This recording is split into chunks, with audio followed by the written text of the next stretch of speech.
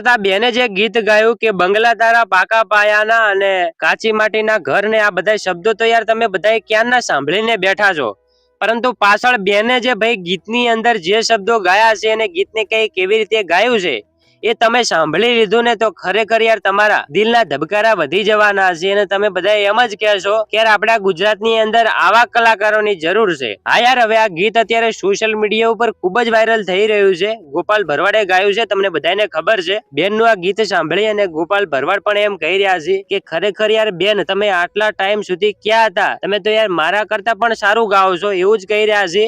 તો સૌથી પહેલા તમને આ દીકરીનું આ બેનનું ગીત સંભળાવું છું। હવે આ બેને ખાલી ગામડામાં ઉભા કોઈ માઇક કે મ્યુઝિક વગર, કોઈ બીજા સાઉન્ડ વગર આ ગીત ગાયું છે, ખાલી એમને એમ જ ગીત ગાયું છે અને પછી સોશિયલ મીડિયા ઉપર નાખ્યું તો આ ગીત અચાનક જ વાયરલ થઈ ગયું અને બધા લોકોને પસંદ પણ આવવા લાગી ગયું છે। તો તમે પણ એકવાર આ મકવાણા પરિવારની આ દીકરીનું જે અત્યારે ગીત ચાલી રહ્યું છે એ ગીત સાંભળતા જો, અને જો તમને થોડું ઘણું આ ગીત પસંદ આવે છે તો વધુ લોકો સુધી શેર કરી દેજો, જેથી કરીને આ બેનનું માર્કેટની અંદર એક અલગ પ્રકારે નામ બને અને બેન પણ બીજા કલાકારોની જેમ ગીત ગાતા થઈ જાય। તો એકવાર આજનું આ ગીત સાંભળતા જો।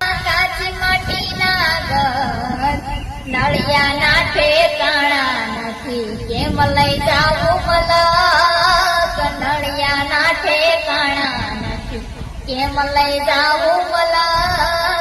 લઈ જાને લેરીડા તારા